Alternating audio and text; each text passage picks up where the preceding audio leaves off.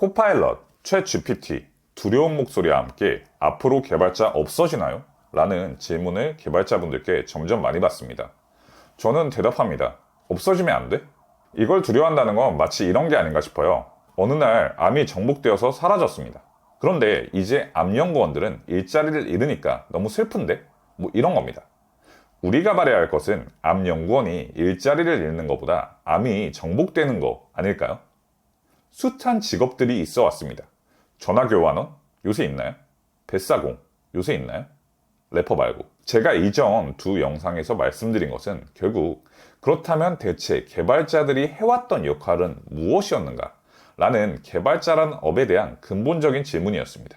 Y 컴비네이터의 수장인 마이클 사이벌에 따르면 인류에게 있어서 아직 소프트웨어는 초창기라고 하는데요. 산업 구석구석에 소프트웨어가 스며들 틈이 아직도 엄청나게 많다는 겁니다. AI나 노코드 등의 기술 발전을 통해서 소프트웨어가 없는 산업에 엄청난 소프트웨어가 쏟아질 것입니다.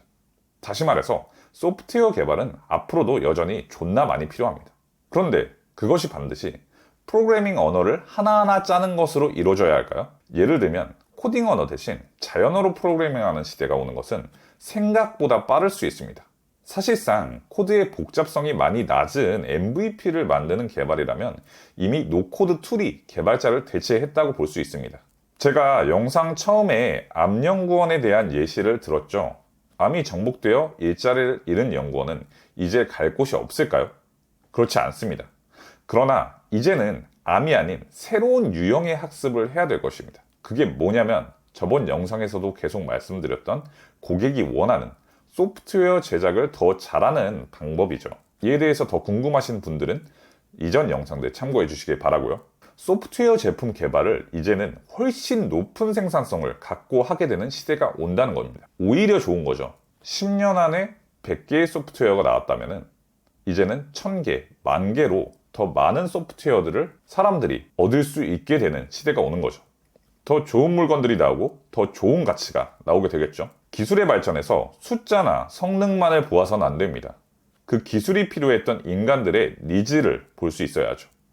진짜로 발전하는 것은 사람의 생각입니다. 더 좋은 기술, 더 좋은 방법론, 더 좋은 기업과 상품이 출현하죠. 개발자로서 연봉 1, 2천을 더 받는 것은 개개인별로 봤을 때 중요한 현실인 건 맞습니다. 그러나 언제나처럼 한 구석에 몰두하기만 해선 내 앞으로 쏟아져 나오는 중요한 것들을 놓치고 맙니다. 전체를 볼 수가 없죠. 무언가를 만드는 일은 필연적으로 외골수가 되게 만듭니다. 이 점을 경계해야 합니다. 회사의 관점에서 현재 개발자의 디메리트가 많아졌는데요. 높아진 연봉에 비해서 존망해가는 ROI, 즉 가성비가 나빠지고 있다는 거죠. 이러한 낮아진 가성비를 대체할 수 있는 상품을 회사들은 원합니다. 이 분야에 대한 회사의 니즈가 상당하다는 거죠. 회사의 니즈는 즉 산업 전반의 니즈일 수밖에 없습니다. 자, 여러분들은 지금까지 이 영상을 통해서 개발자란 직업이 앞으로 어떤 식으로 흘러갈지, 그 흐름 속에서 우린 어떤 걸 해야 할지에 대해서 알게 되셨습니다. 기존의 개발자란 뭐하는 새끼였나 라는 거를 생각해 보셨으면 좋겠어요. 나는 스프링부트 개발자인데? 리액트 개발자인데?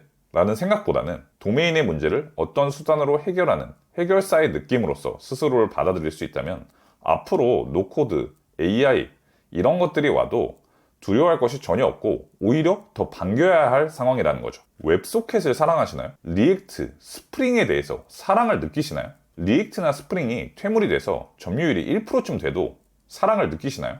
만약 조금이라도 사랑을 느끼시고 계시는 분이라면 이 영상을 끄시고 내가 사랑하는 거는 소프트웨어 개발 그 자체인가?